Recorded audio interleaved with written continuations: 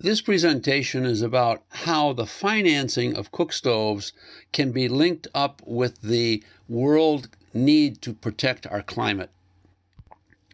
The key is that TLUD gasifier cookstoves can give us efficient thermal energy while also providing for us charcoal. And both charcoal and energy efficiency can come together for climate benefits, which can bring money for the purpose of building stoves. Biochar producing TLUD cookstoves are either natural draft or forced air. They are proven products and methods with over 100,000 champion natural draft TLUDs in West Bengal area of India. ESMAP of the World Bank has called these advanced cookstoves, a major division higher than the ICS or improved cookstoves. The link under the diagram will take you directly to a publication that deals with that chart and how it was derived. Our two main questions are, is carbon financing viable? And the second is, can cookstoves accomplish a full gigaton of carbon dioxide climate benefits? Both questions depend on knowing carbon dioxide emissions of the stoves. The worldwide recognition of our climate crisis requires solutions of both reduction of CO2 emissions, called mitigation, and also the long-term removal of CO2, commonly identified by CDR, carbon dioxide removal, an acronym you'll see frequently in the slides.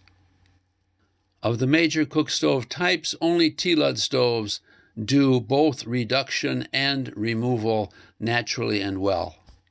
We also note that 40% of the world population still cooks on biomass, and that represents 500 million households. CO2 emission reduction is via fuel efficiency, that is, the burning of less fuel in more fuel-efficient stoves. We establish a baseline with some basic facts and assumptions. One is that a family of 4 or 5 will need 5 gigajoules of energy going into the pot in order to do the amount of cooking that's necessary. We are assuming that the wood fuel, and also most biomass, has 15 megajoules per kilogram. And those two numbers give us that 333 kilograms of wood will provide us with the 5 gigajoules that we need. That's assuming that 100% of the energy would be captured, which does not happen in any stoves. Another basic number is that 1 kilogram of wood puts 1.8 kilograms of carbon dioxide into the air when it is combusted. Our baseline will be a 3-stone fire, which typically would have a 15% thermal efficiency. So that means that it would need 2,222 kilograms of wood to give us those 5 gigajoules into the cooking pot. That's about 6 kilograms a day, and we know that in many cultures it's more like 8 or even 10 kilograms per day per household for cooking. And when those 2,000 plus kilograms of wood are burned, it will give us 4,000 kilograms of carbon dioxide released into the atmosphere from a 3-stone fire. We enter those values into the table on the right-hand side. We expand the table by adding on 2 qualities of improved cookstoves for comparison. When the numbers are calculated and comparisons are made with the baseline, we see a 40% wood savings for the stove with the 25% energy efficiency, and the other one with 50%. Almost all stoves could get 1 or 2 carbon credits based on reduction of fuel consumed. But you only get carbon credits if the usage could be documented, validated, and certified. We add in the column for TLUD stoves, and we note that in the charcoal, 30% of the energy of the wood is still preserved there in the char. But because the stove energy efficiency is 40%, we are still ending up with 49 or 50% fuel savings. The charcoal weighs normally 20% of the original weight of the fuel going in, so that is 228 kilos. And when it's converted to carbon dioxide, it's 834 kilos, but it's only about 80% stable. Some of it will be lost when it's buried in the soil. So we're only going to claim 667 kilos that for long-term sequestration. Conveniently, that is 2/3 of 1 ton. We have been looking at the top part of a fairly large table, and now we're going to shift over to be on the bottom part of this table. Here we're discussing the monetary value of the carbon reduction credits, which tend to be low, normally like $5 or $10 per ton.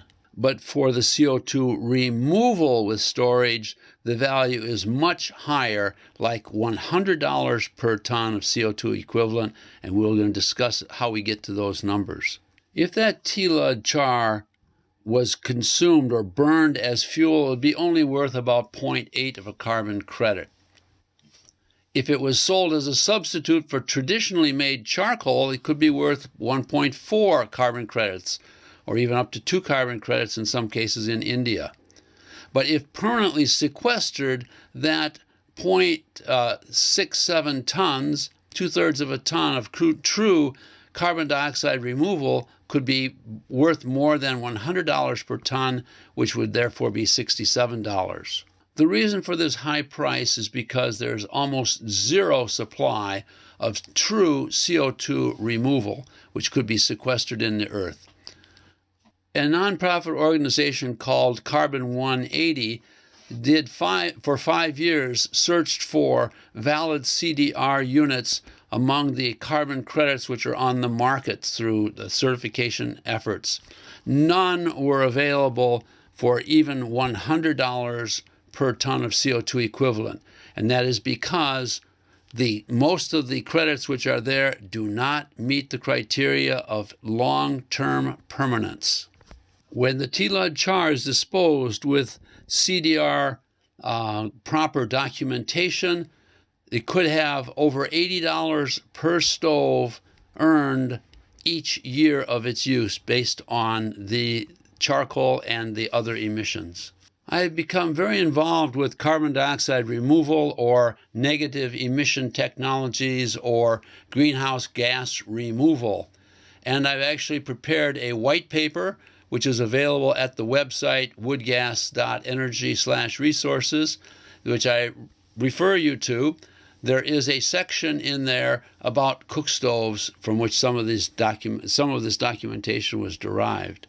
I'm also actively trying to have a better explanation of what is CDR, and I prepared an explanatory document with the following graphic. Carbon dioxide removal requires capture of the carbon dioxide, which can either be by plant growth or by inorganic compound creation, which is an engineering approach, and it can only be stored in 3 basic ways: organic matter storage, biochar storage, and inorganic compound storage. I'm trying to simplify this. The fully completed table looks much more complex, and we won't spend any time on it.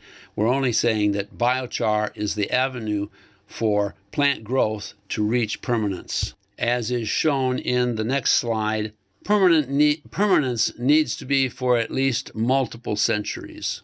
Finally, we look at how to reach a gigaton of carbon dioxide climate benefits per year. Remember that there are the poorest 500 million households using solid fuels. Half of those could sequester at the rate that we used in our calculations, actually probably at higher rates. And they also generate 2 emission reduction credits. We combine these two to be 0.67 gigatons of CO2 climate benefits from only half of the target households that we have available for our work. We can expect to surpass the goal of 1 gigaton of CO2 climate benefits per year based on TLUD stoves to the poorest people on Earth. My time is running out, and the following slides are presented so that you can push pause and stop and read them. This is a slide of frequently asked questions, more frequently asked questions, and finally my contact information, again with the websites where you can look up some of these things, including this paper which is available. And I have 5 bonus slides below that are not discussed. They'll be shown only for a couple seconds each one, and that way you could push pause on it if you wanted to take a look at them. But they're related to, but technically not part of the discussion.